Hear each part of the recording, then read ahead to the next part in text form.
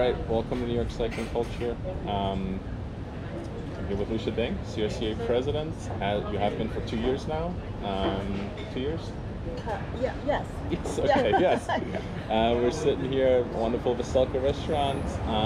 But we're here to talk about this New York cycling community. And I think with this show, whatever you want to call it, platform, we really want to highlight the diversity of it. And I thought you'd be an ideal starting point. You're the president of certainly the biggest club in the city, the biggest club around.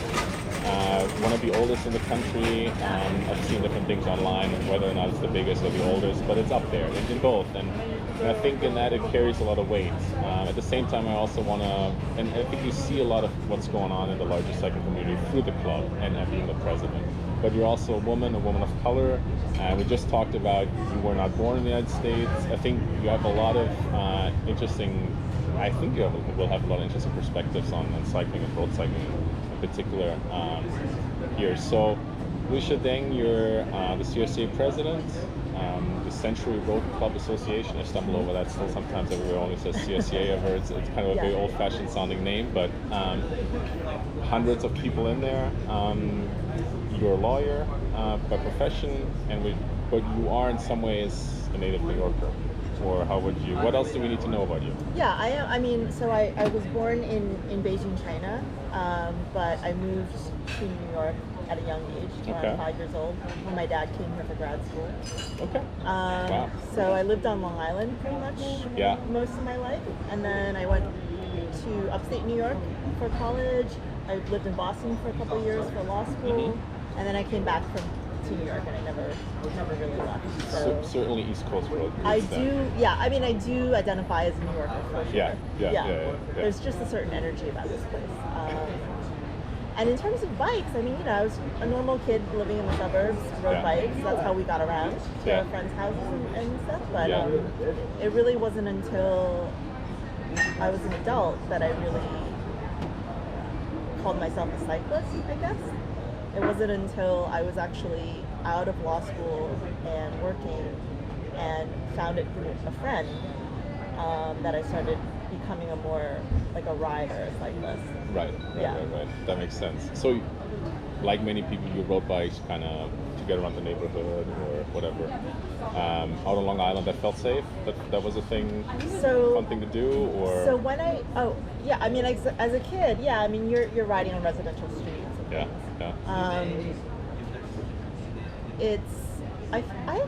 I mean, now in 2020, I feel like it feels somewhat more safe riding in New York City because I think the drivers are more used to seeing, are used to being aware of all kinds of things going on, cyclists, pedestrians, what have you.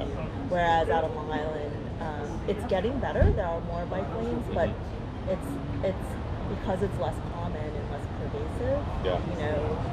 It sometimes can feel a little bit less safe on the. Do you ride there nowadays? I mean, I live in southern Brooklyn, and going out east to Long Island would be a possibility, but I almost never find myself doing that. Yeah, because nobody really. I moved here only 4 years ago, and it feels like nobody ever suggested that as an idea. And I have explored to some extent, and have often kind of run into those roads that I don't really want to be on. Exactly. And not knowing the area enough, I think I kind of gave up. Do you go back there and ride there, or? Yeah, I mean, there's definitely really beautiful roads that are like residential, very few cars out there. But like you said, to your point, you actually have to ride a lot of what we call junk miles in order to get there. So I think that's why a lot of folks in the city go to New Jersey, cross over the GW and go west as opposed to go east. But there are clubs that are out there that have rides. Typically when I go to Long Island to ride, it's riding my mountain bike on trails. And I don't know if they existed when I was growing up, but now there's so many mountain bike trails on Long Island. There's clubs out there that are building them. So in a sense, it's kind of becoming kind of a go-to place to go if you have a cross bike or a bike that you can ride off-road. Awesome. Okay. So I think I got to explore something there. Something to learn. I think what you mentioned, I think we complain about the drivers here, and we complain about, everybody complains about each other. I feel like we participate in traffic, and that's kind of a bad habit that we all have in some ways, justified also to some extent. But I get that feeling too that when you ride around New York City, I always tell people who ask me about the traffic, like say, New York City drivers are like the best and the worst, but everybody kind of expect everybody else to do the worst thing possible. So we're always ready for the worst thing possible to happen, and you kind of but you also look ahead and you know you're better, I think, at observing and predicting traffic kind of a little bit, and that's a skill in some ways too that I think both the cyclists and the drivers have. And so, what brought you into cycling? I don't want to say more seriously because that makes it seem like we're taking it too serious. But what brought you into cycling, into racing, or even just riding longer distances on a road bike? Probably is what you got into. So it was when I was living in upstate New York as a young lawyer that I had a friend who did. So this is past college already. Yeah, this is after law school. Thank you. Beautiful, thank you. He did this charity ride. It was a century, which is 100 miles around. Metric or imperial? No, imperial century. Yes. 100 miles around Cayuga Lake, which is, if you know upstate at all, is near Ithaca. Yeah, I know. I haven't seen the name on a map. I've driven through Ithaca once. So that's about my Ithaca experience. is gorgeous.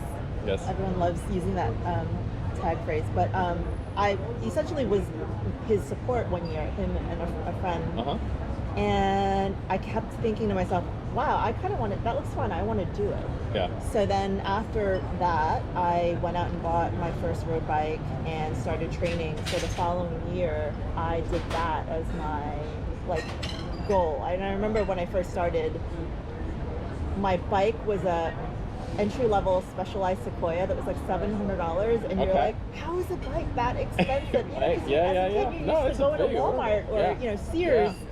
Or your parents paid for it, you didn't even know how much it was. Sure, exactly. But then you start to learn all this equipment and helmets and shoes, and I did my first century on sneakers. Okay, I was gonna say, because like that we always talk about, especially for racing, like you need the helmet, the shoes, and maybe a glove and the kit and the pants and like the shorts and all that. Yeah, but you don't really need any of that stuff to be a serious rider, to get into it. So that was my foray into it. So you trained for a year and then 100 miles. Yeah. That was your goal, and you did it. Yeah. Awesome. Yeah. And then I moved back down to New York City, and when I did, and this is kind of funny, but sort of connecting back to your point, New York City sounds like, to an outsider, it sounds like the opposite of like a bike-friendly place, right? Because it's an urban, dense, kind of sketchy, mean environment, like you think, but actually the community here is tremendous. And so when I moved back, I looked, I Googled bike clubs because I was afraid to go ride. I didn't know where to ride, and I found New York Cycle Club, which is sort of, I would describe it as like the sister club of CRCA. It's basically us, but for recreational cyclists. Like people who don't race, basically. Yeah. So they have a program called the Hsieh. Okay. It stands for Special Interest Group. Yeah. Which is funny, which is what it stands for in academia, and I did not think that can't possibly mean Special Interest Group. It does. I mean, it doesn't really, it's not a great name, I don't think, in terms of describing what it actually does. Right. But it's a completely volunteer-run, free program for 12 weeks, and it takes cyclists of different abilities. Every Saturday you meet up and you do a ride and you learn routes, you meet people, you learn very basic kind of self-supporting skills, like how to change a flat, what gear you need, what food you might want to bring, and then every week it gets progressively faster and longer in distance. And you learn how to pace line, you learn all the kind of etiquette, the safety kind of stuff that you need. And it's a great program, and I basically did the C, which is the more beginner oriented. So there's levels. And then the B, and then the A Classic, which is sort of the highest level. So over the course of 3 years, I did all those.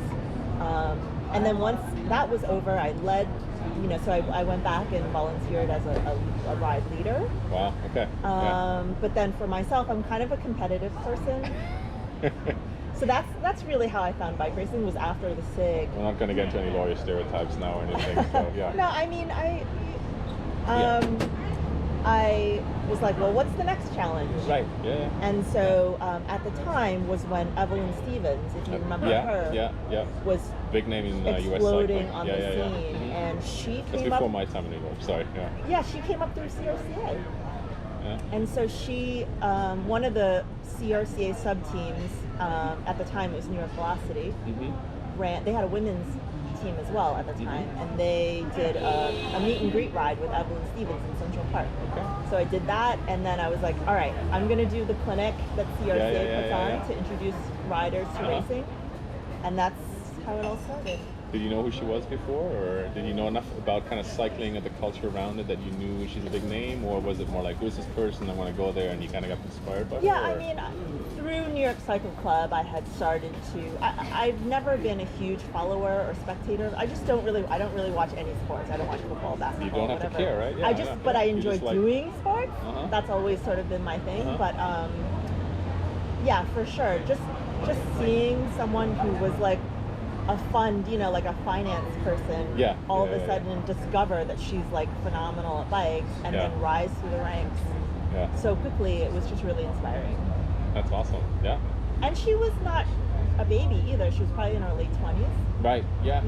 I think there's quite a few stories, especially on the women's side with that. Especially women, a lot of them find cycling, bike racing, well into their 30s. Yeah.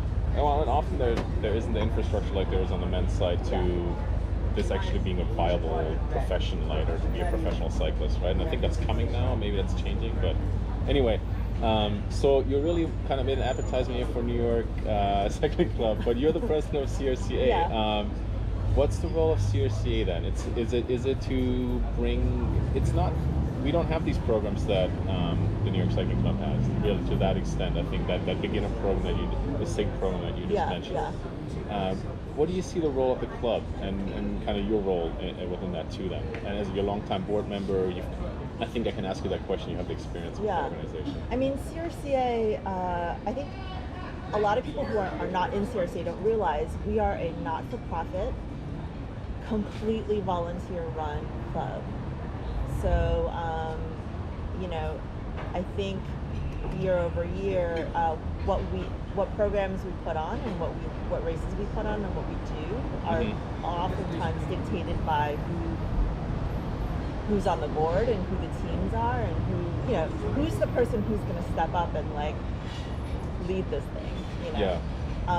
It's not unlike it's not unlike the clubs in high school or in college, kind of that kind of rise and fall and kind of go through these movements with the leaders and people.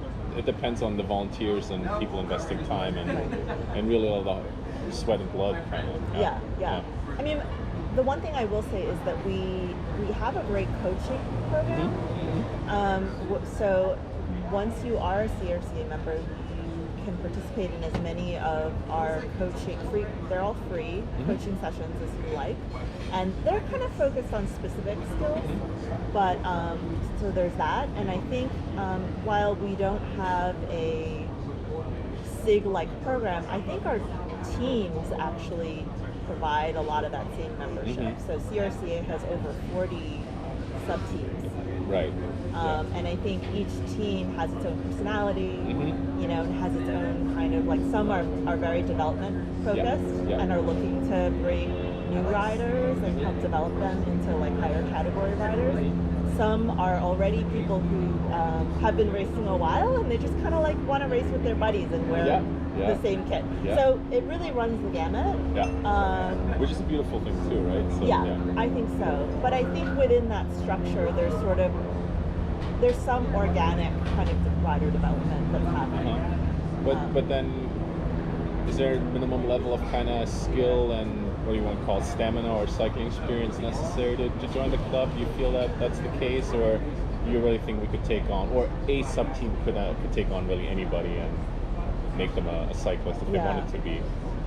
Have you thought of in terms of the role? So ultimately CRCA is a bike racing club, right? So our primary focus and our mission is putting on bike races and turning and developing bike racers. And I think this is an issue that a lot of people want to compare us to like New York Roadrunners or some of these other much more accessible groups. And I do think that bike racing does require, like you said, some skills and a certain threshold level for this. Because sure, anyone can do it, but at the end of the day, are you going to have a great time starting a race and then getting dropped immediately? And that is an experience that everyone goes through. Like I'm sure. I mean, I won't speak for you, but I've certainly gone through that. Everybody hits that at some point in their racing career. And you know, when I first started, I got dropped on Harlem Hill all the time. And but it's hard. There's an aspect of my personality that is like, you know what? I know I can do this. I just have to work at it, and I'm going to come back and do it again. So, like, I think you need to be the kind of person who appreciates that kind of challenge. So it's not. I might get flack for saying this, but I don't think bike racing is for everybody. No, I agree with you. So, but on the other hand, can we do more to make it more accessible for those who want to do it? Sure, I think. Definitely. You've already kind of touched on a couple of things I want to get back to later, which is kind of the comparison to New York Roadrunners and making it more accessible, but maybe kind of wrapping up, I gotta look up my cheat sheet here again, but wrapping up the kind of intro questions.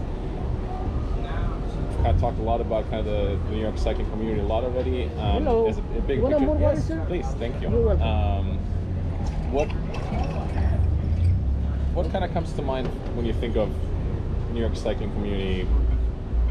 First of all, you kind of touched a little bit on it being kind of this, or maybe bike riding in New York having this kind of, oh, it's tough, it's hard, it's dangerous kind of image, right? But when you think of the community or bike riding in New York City, what do you think of first? Kind of, it's a diverse community, or it's like it's all over the place, or is it, I don't know, amazing or terrifying, or what is it? Like, and when I said that it seems tough, I think that's kind of a common misconception that I think that people have as an outsider. But I mean, the thing that I love the most about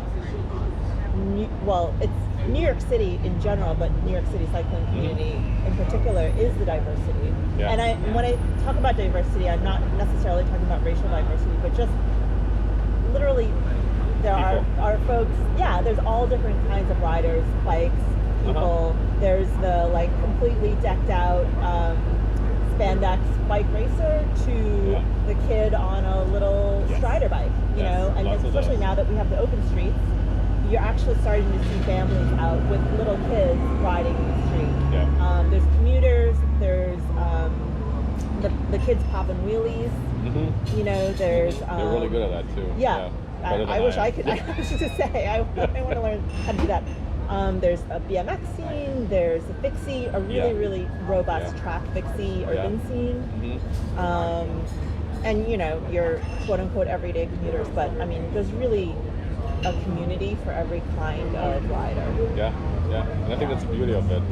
Absolutely. And I've actually done, you know, like I've gone to shops to give talks about, you know, how to get women into riding, and like for example in Greenwich, Connecticut, where you think, you know, there's great roads and beautiful, not a lot of cars, there's like much fewer groups and cyclists for people to kind of like congregate and ride together. Like I think as humans we crave community, and so even though when you go further out you might find beautiful roads, you're not going to find as dense of a population, and so you're not going to necessarily find a community. So it's a little bit counterintuitive. I think it makes sense. So maybe we'll do one more question, then we'll kind of eat a little bit and wrap up this first part, because we got a lot of good food in front of us. Changing a little bit from the script here, like, because we talked a lot about, okay, this is the community or this bike riding in the city.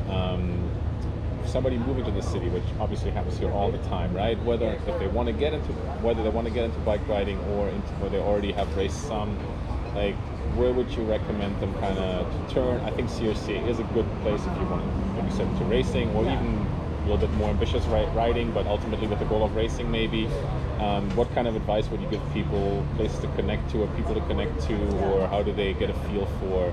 Because I think a lot of the time, one of the criticisms specifically for road racing, which is justified to some extent, and justified maybe not all the time, but it's hard to get into or make that first contact and get into the community, and it feels a little bit like you're on the outside if you're not in. And I think that can be amplified by a big city like New York City too, where you feel maybe more isolated. Everybody around you seems happy and seems like they know what they're doing when you do. And some people embrace that and some people struggle with that. So where would you tell people to turn, or even just would you give them some advice in terms of things to do or best practices, or what would you tell them? Yeah, I mean, so I think everything right now is a little bit weird, or a lot of it weird, because of the pandemic. So some of the things that I would... And it's okay, we're 23 minutes in and that's the first time we've mentioned the pandemic. That's pretty good, yeah. Under normal circumstances, I would say your local bike shop is a great place to ask questions, to meet folks. If you just kind of hang around and ask people, well, I mean, number one, feel free to ask anyone that you see. Like just say hi to somebody. Hey, like I see you got this like logo on your shoulder. What does it mean? Or I see you all are wearing the same bike clothes. Like what is this? I know for me, I love talking about bikes to other people.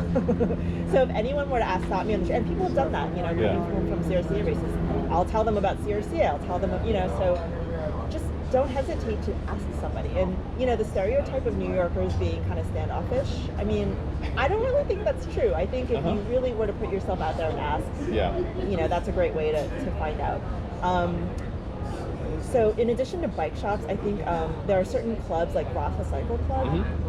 So Rafa is a cycling apparel manufacturer, but they have clubhouses where they have coffee shops, and they lead a lot of rides. And actually a lot of bike shops are doing the same thing. They're leading rides, and if you just go to their website, you can find when those rides are happening, who are leading them, and they often also have programs about like CRCA, New York Cycle Club, and other kinds of things and events to get involved in.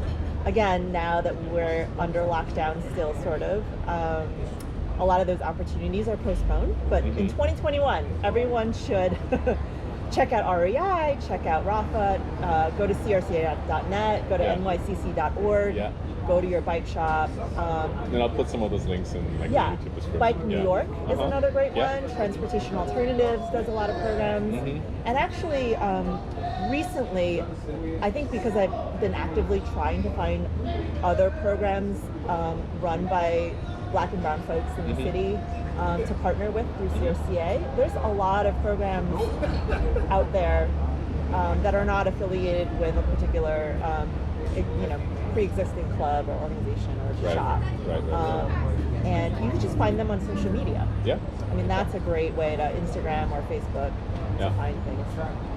Beautiful. Okay, well, let's eat some, and we'll take a little break. Feel free to cut me off if I'm starting. No, this is great. Honestly, I'm enjoying this on a personal level too. Not just for trying to put for the warm-up questions, so kind of getting to know Lucia Deng and kind of your views on the community, and also the road cycling community, road racing community a little bit. We never have time to talk about everything in all detail, unfortunately, but I want to transition a little bit to some of the more serious stuff, and we briefly touched on the pandemic, and that's its own kind of really tricky situation for everybody. I think that's been discussed a lot on social media already. And in some ways, I don't want to say I hope it's just going to be gone in 2021. I don't think that's the reality, and I think maybe we can talk about it a little bit too. But I think you and everybody on the CRCA board will keep people updated on that anyway as time progresses. And I think it's officially safe to say that 2020 is done, and 2021 we'll see. But another big issue, in that in some ways is connected, I think, to,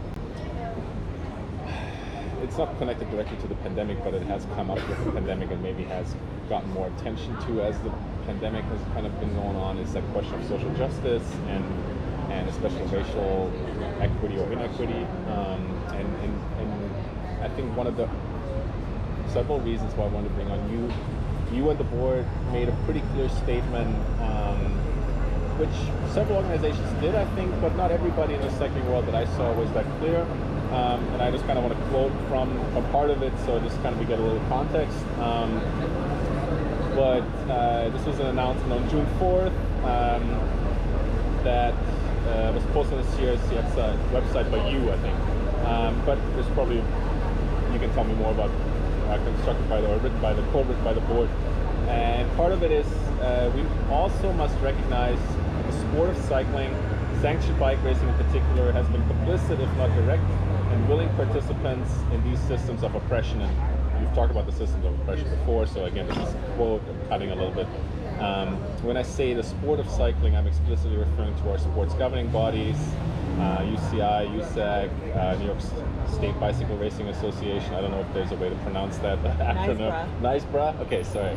I've overshadowed. I've never said it out loud. I've seen it many times. Industry businesses, event promoters, and individual cyclists, clubs and teams, including CRCA. We all have failed in varying degrees to live up to our quote policies of diversity, equity, inclusion that we so readily prop up to pay lip service when convenient. I think that's a really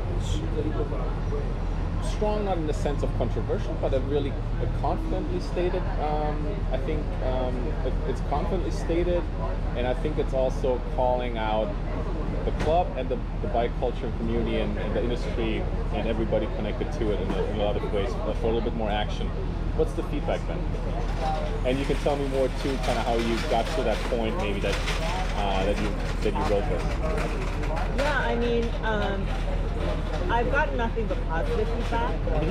Thankfully, we haven't really been trolled by anyone. Yeah. I think a lot of folks were happy that we put out a statement, and some have similarly commented that it was a very strong statement. Yeah. I don't know, when the recent events have been happening, and George Floyd and Breonna Taylor and all of those situations kept happening, and people started talking about it, I think, I want to say everyone started opening their eyes to this. You know, I think as folks who are privileged, you know, and are not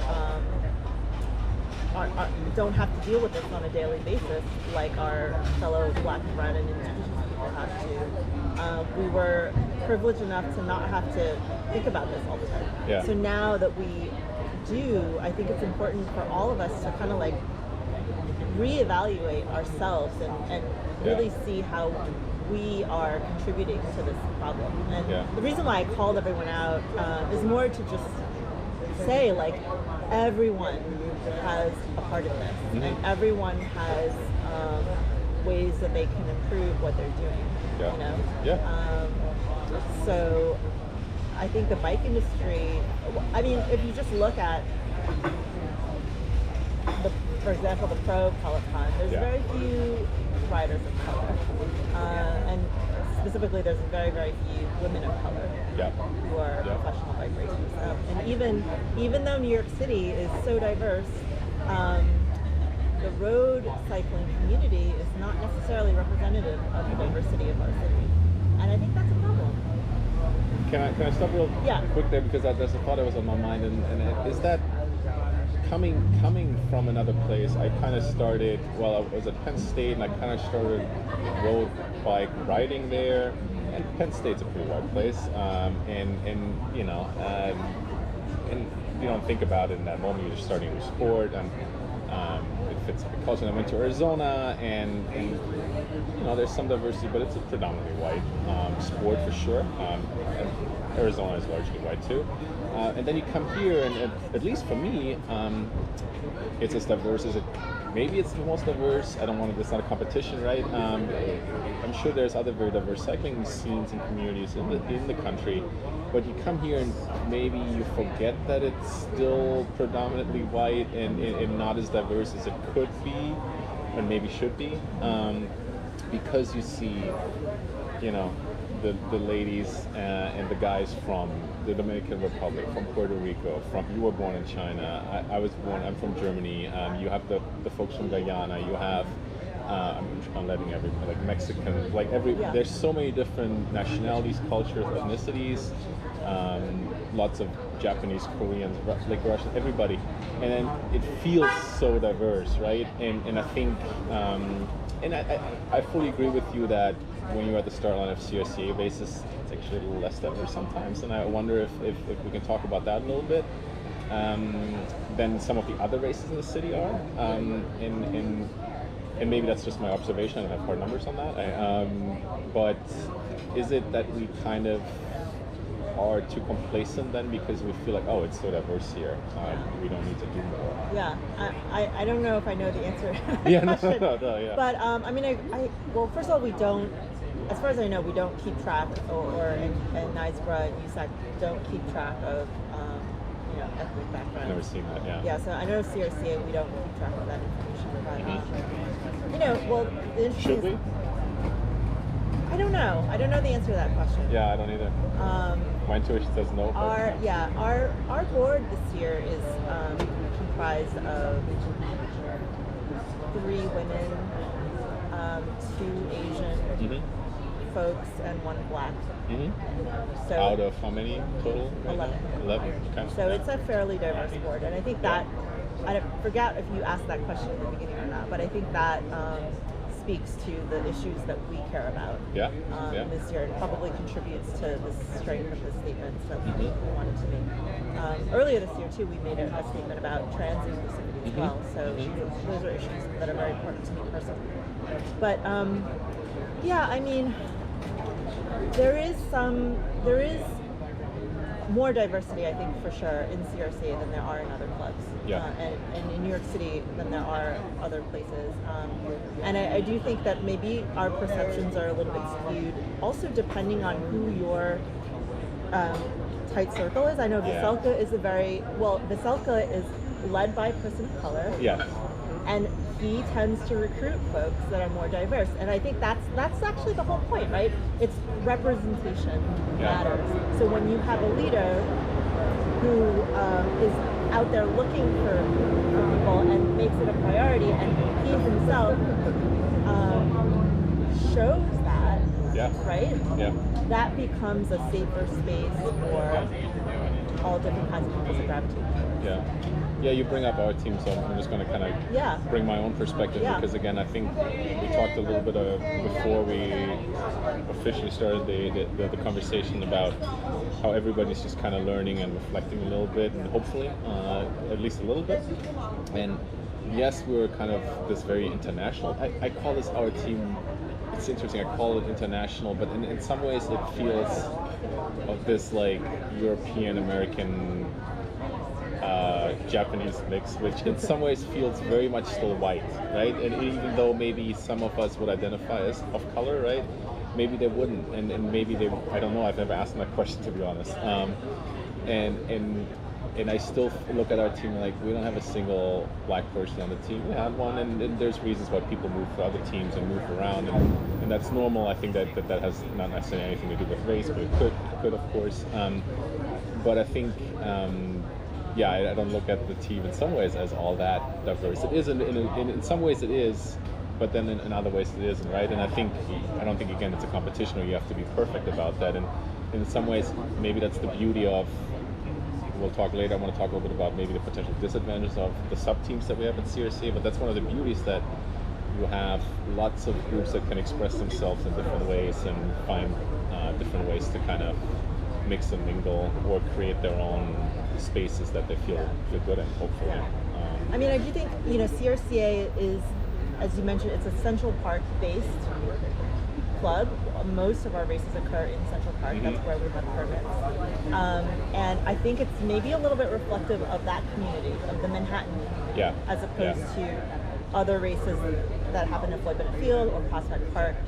Those races, the folks that come and race them are a little bit more reflective of those communities in Brooklyn.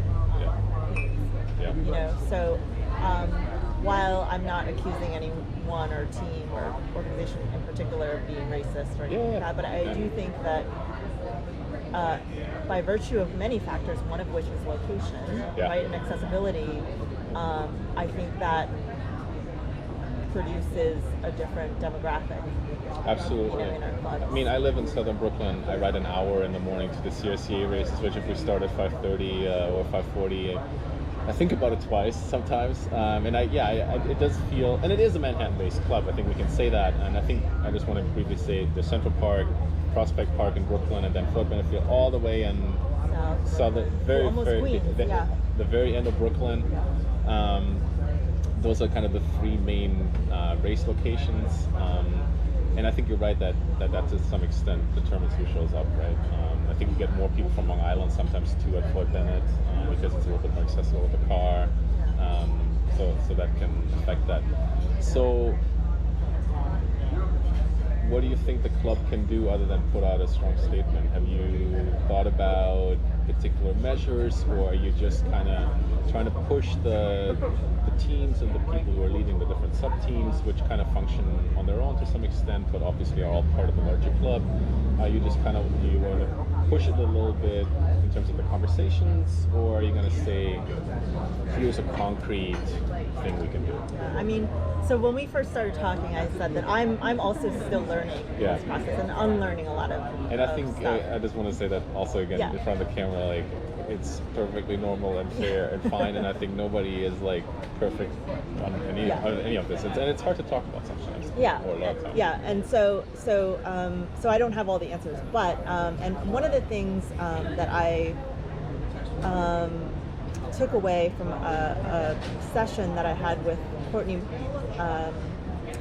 the brown bike girl, who's our official New York City bike mayor. So we're good again. So I do think that there are people in our community who are already doing these things. Like Foundation, like Star Track. Like Star Trek, a youth development program club. Whatever they officially are out of Queens. And this organization that I mentioned, Ride Upgrades, as part of their program, they have Ride Upgrades. As part of their program, there's a scholarship at the end for 2 riders, and Trek is actually sponsoring the program, and they're going to give a $5,000 scholarship to each of 2 people. So there are programs out there that are doing these kind of things. So if folks are interested in that, maybe sort of see how it's being done already in the community and give support to those folks. So there are things we can do, and it sounds like a lot of it is making connections and communicating the opportunities that are out there to some extent. Exactly. Kind of going back to CRCA, so there's ways we can make it more accessible, there's ways we can open it up, but there's, of course, being a Manhattan and being a bike racing club, we're always, to some extent, like you said, not everybody wants to or needs to be a bike racer, right? And not everybody's made for it, maybe. There's certain limitations on the club in that way. There's other limitations maybe in the club in being tied very closely. And to me, coming from the outside always, it was very interesting, this construct of CRCA as this organization now with this umbrella organization almost, with all these separate entities that are the sub-teams, yet we're all part of one whole. It doesn't always feel that way, and maybe that's one thing, so I'm giving you 2 things to answer here, but to be like really playing devil's advocate, maybe push the question of, are we all just in CRCA because it allows us to race in Central Park? And maybe not all of us, but are a lot of us in the club because it has that position of the access to Central Park, which is obviously fantastic. I mean, you can ride 12, 13, 14 times a year for $120, $130. It's insanely cheap if you think about that. Not just by Manhattan and New York City standards, but anywhere around the country, that would be considered an absolute bargain. And it's an absolute privilege to be able to, even if it's at 5 a.m. or 6 a.m., to be able to ride in circles around Central Park. What do you think? Do you think the club depends on that a lot, or do you think too much, or it's just the reality and it's a blessing for the club that we have that access? So on the structure aspect, so USA Cycling requires, not required. USA Cycling has clubs. Yeah. And normally, if you want to form a club and have that club be on your license, you pay, I think it's like $200. Yeah, yeah. So I don't really know the history of it. Yeah. But CRCA is a club. Yeah. And within CRCA, we have 40 sub-teams, and each of those teams don't have to pay $200 to be a registered USA Cycling Club. Which is not only money savings, but also you don't have to deal with the paperwork and the communication and all that. Yeah. Right. So that's sort of the structure. But we also have a majority of our members are unattached riders. They're not in a CRCA club. It's a majority. I or think like so. Part two. I think so. I mean, 40 clubs. You know, we have about 600 members. Wow. So I'm not great at math, but a good portion of our club is not on a circuit. So the reason, you know, so again, CRCA is a not-for-profit, and that's how we can do things so cheaply. You know, no one's making a profit, but also we also put on open races, which are races that are accessible to non-club members. So most of our races in Central Park are only open to club members. Yeah, which is also unique in some ways. Yeah. And the reason I think that's the case is because so in Central Park you need so many marshals, and that's a person who's standing there blowing a whistle to make sure that the racers are safe and the pedestrians are safe and the dogs and you know, whatever else is happening at 6 o'clock in the morning in Central Park. And in order to do that, we rely on our members to volunteer their time to do that.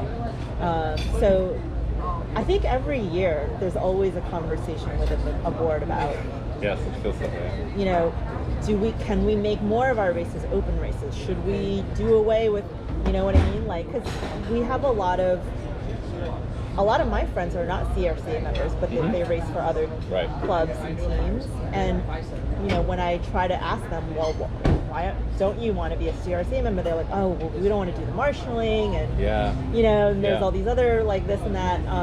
So we always think about like, well, can we? But the thing is, up until now, it's like we need the volunteers and the team duties, and like we need people to put into it in order for us to kind of keep it going. Yeah, I mean, just creating that, just coordinating the volunteers is such a ginormous task, right? I mean, there's one person specifically dedicated to that. And the volunteering is every member.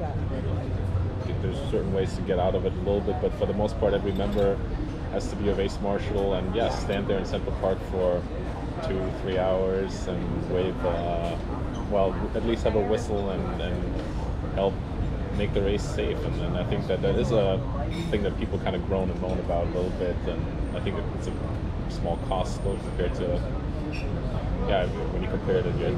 So I do think we are very limited to the permits that we received. I mean, in New York City, it's so hard to get a permit to close down streets. Yeah. So Central Park, we've just historically had these permits, and I mean, in a way, it's a shame that the races happen at 6 o'clock in the morning because then you don't have the spectators. It's again very unique to the New York City cycling community. I think it's that getting up at 5 or 4 or whatever, at 3, depending on where you live, and showing up at a race at 5, 6. Look at like Harlem Crit, right? How amazing would it be for us to be able to have a race in a community to like show folks what we're all about. So I mean, it is definitely Yeah, I mean, CRCA has, I wouldn't really count Orchard Beach, but so I would really only count the Grand Student Crit as like a race on city streets. Bear Mountain is a road race that's all outside, which is a fantastic event too. I haven't done yet. I'm really ashamed to say I was going to do it this year, and pandemic.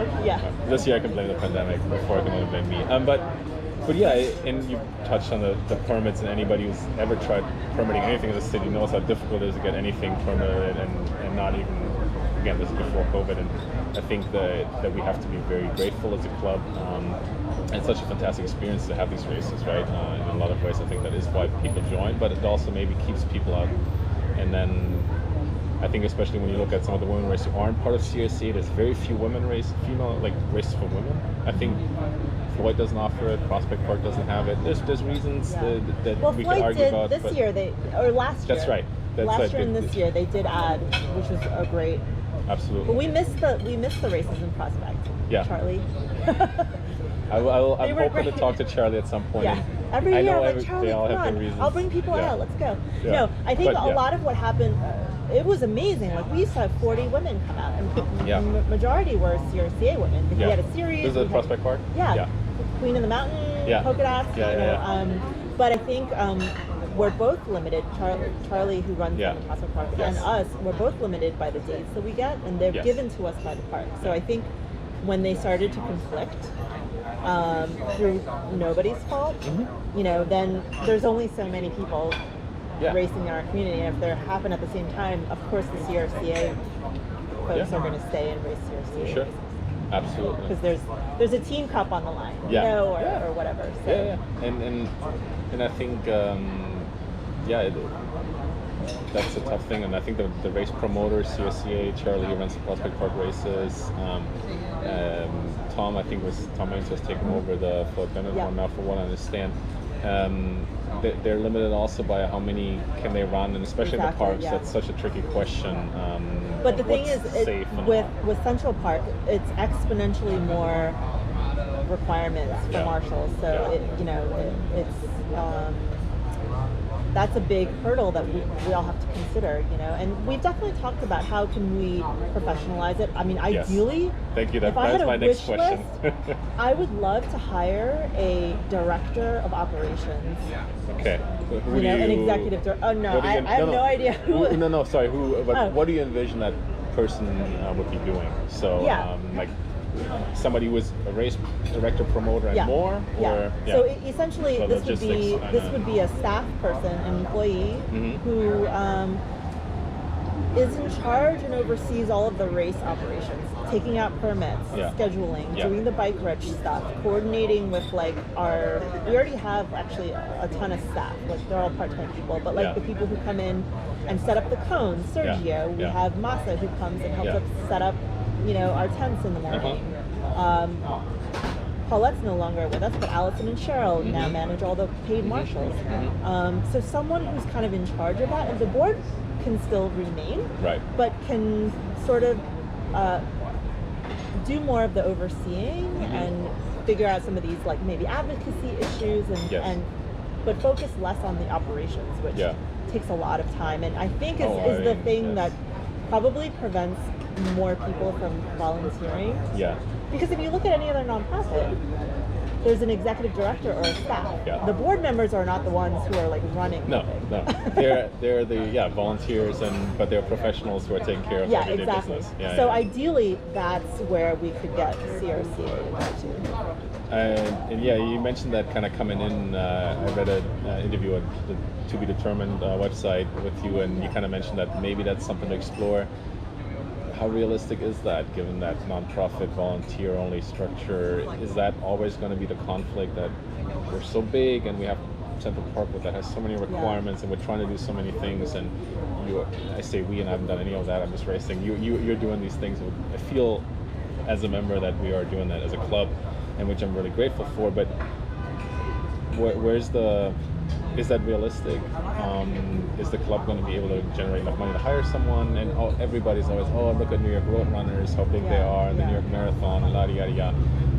I don't think we need to talk about whether or not that's realistic for cycling and a road ride. I don't think it is to get to that level, and for various reasons that could take 2 hours to discuss here anyway. But what is achievable for CRCA in terms of professionalization or whatever you want to call it? I mean, and that doesn't mean, again, so I don't want to say the volunteers are doing a fantastic job, and I look at Kevin, who's been doing the club races, and he's on the line, ready to race, and still giving last instructions to people, and you're just I cannot even imagine. I mean, I'm glad I'm even here and have my eyes open, and he's probably been up all night worrying about things, and I don't know who the open director is right now because none of the open races end up happening, but anyway, they're doing a fantastic job, but they're not getting paid for it, and of course they have a job and a family first and all that. So anyway, long story, where do you think the club can go? I think it's definitely possible. I mean, through several years of really, really good financial management, we actually have a decent amount of savings. I think the community would step up if needed. We have great sponsors. So I actually think the financial aspect of it is not our biggest hurdle. I think it's really just finding the right person who's interested in doing it and has the skills or the capacity to learn how to do the thing. And for example, I mean, so is this a job posting right now? 100%. Yeah, absolutely. Like full-time, part-time? What do you envision? I mean, I don't think it's a full-time position. I think it's a part-time position, but for sure, send me a job. You know, I think this person will help us to define what the job description is. But roughly a race director, somebody who's good at maybe logistics, absolutely, organizing, like a production, event production. Maybe someone who's, if you have been a super volunteer or have put on races before, that's even better. Totally. So, for example, we are hiring Tom Maines already. Who does like timing and provides result services. And that's a big step. I think people were really excited about that a year or two ago, that kind of you don't have I think Alex Rodriguez with a camera and like trying to get the first 10 people with the numbers, and it's a big step up and again in the right direction, I think, in some ways. And it takes a huge load off of the board of directors. Yes. Already. And everybody there in the morning, right? Yeah. So I mean, if Tom Maines were to say like, hey, I will be your person of director of operations, for example, or someone who has that kind of level of experience, that would be great. And the other thing would be great would be if that person stays on year over year, then they would have that kind of institutional knowledge that sometimes you lose when you have a new board. Big problem with volunteer organizations, right? So how long are you going to be in that position? I don't think I'm going to come back next year. Usually I take a break, before I get drawn back again. But I think 2 years is enough. We're going to lose all that institutional knowledge. No, I think Kevin's coming back. And so ideally we would have, some new members. I strongly believe in turnover when it comes to leadership positions. I think it's important for new perspective and new blood to come in, enthusiasm. It's not rocket science. Anyone can do this. You just kind of need the passion. Maybe a steep learning curve in the beginning, but then once you get into it, and there's other people, like you said, who have experience who will come back. So I could go down that road still a lot in terms of the professionalization, but I think you've already said that this is something that the club can do, and especially with that one position, and hopefully will be able to do sooner rather than later. You're stepping out at some point here, or taking a break from the board. For anybody considering or new, or all of the club members, what do you see are like top issues and maybe challenges for the club in the future? Is it the ones that we've talked about, because I've kind of forced you to talk about being more accessible in general, from kind of an economic but also racial kind of equity sense, and the professionalization potentially. Do you see any other construction sites or challenges or opportunities in some ways? I think everybody from USAC down to New York Cycle Club to everybody is, how do we get more folks into racing? That's kind of the biggest thing. And I don't think nobody really has an answer for that. It's funny, I hate that the discourse is kind of right now that we're worried that it seems to be there's a conversation that we're losing racers, and maybe the numbers are saying that to some extent. I don't know where that's coming from, that fear. And yet here we have this certainly kind of COVID-induced boom of new people on bikes, and of course not expensive road bikes. That's great actually, that just there's more people on bikes, and I want to talk with other people about how that's maybe affecting how we commute and ride in the city anyway. But I agree with you, the conversation is still, despite that boom, that like the road cycling, road racing community is worried that the numbers are kind of trending down, with maybe people riding more off-road, gravel and all that being kind of the latest trend. And I don't want to be derogatory and say fad, but it's the booming thing right now, which is a great thing because it's bringing a lot of people into sport, or bringing them back and giving them something to enjoy and cross and all that. Mm-hmm. So that's a challenge, bringing the numbers back. And I think it's kind of cyclical, you know? Mm-hmm. Sometimes there are some years that it's great and then there's some years that are not. One thing that I think that like Justin Williams and Legion of LA is doing that's amazing is they're making it cool. Yes, so if you haven't followed Justin Williams and things like the YouTube channels like Nation's #1 Beast or something that's like Corey that. Williams, That's Corey Williams. Okay, sorry, so you know more than I do. But so please correct me at any point. But they're an amateur team out of LA, but they have a very strong squad and they're very entertaining, and I think they're really trying to, like you said, make road racing cool. Yeah. And I think it's funny, I feel like in New York City especially, a lot of us have this kind of self-deprecating humor when it comes to bike racing. We almost celebrate the fact that it's weird and nerdy and elitist and unapproachable and like, you know, we have all these rules about like our socks have to be a certain height and all. Yeah, and you feel part of a club when you sit there freezing at 6 a.m. at the start line, right? And there's only a few faces showing up. But why does it have to be that way? Why does it have to be miserable and like, oh, you have to, you know, do these X number of things in order to, you know, like, why not make it easier for people to come in? Why not make it cool? Yeah. You know, why not I'm going to go riding on my road bike, but in a t-shirt.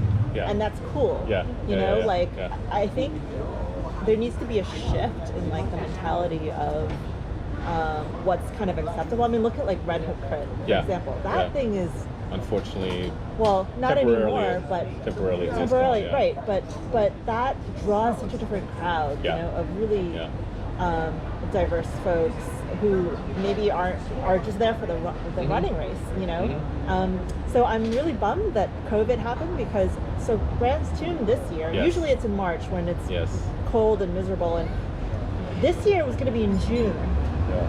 And we were also thinking about doing a 5K. Wow. So we were really thinking about what can we do to cross-pollinate to attract more people to spectate. Because we don't really get that in Central Park at 5. No, and nobody can expect that. I think you're right. But I only went to one Red Hook Crit, and the atmosphere was electrifying. You know, they have the main they have races throughout the day, and there's lots of people coming and going. But then the sun setting, I think, when they had the main races going on, and it's just people banging on, you know, things barriers, and being loud and just making noise. And yes, there's beers being had, and you don't need all of that, but even some of that. I think everybody was kind of looking forward to the Grand's Tomb Criterium, the bike race there, happening in not with like minus.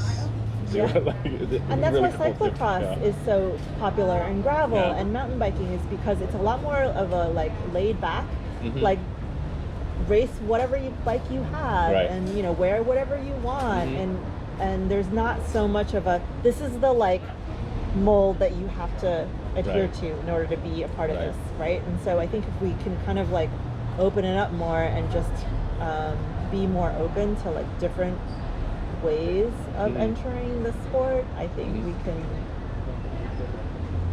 maybe bring non-traditional folks in, and I think that's what we need. We need more turnover in leadership and have folks who are non-traditional take a look at our sport and see how we can really change it. Yeah. That's almost like the perfect ending point, so I'm probably going to ruin that by checking one more time what else. Yes.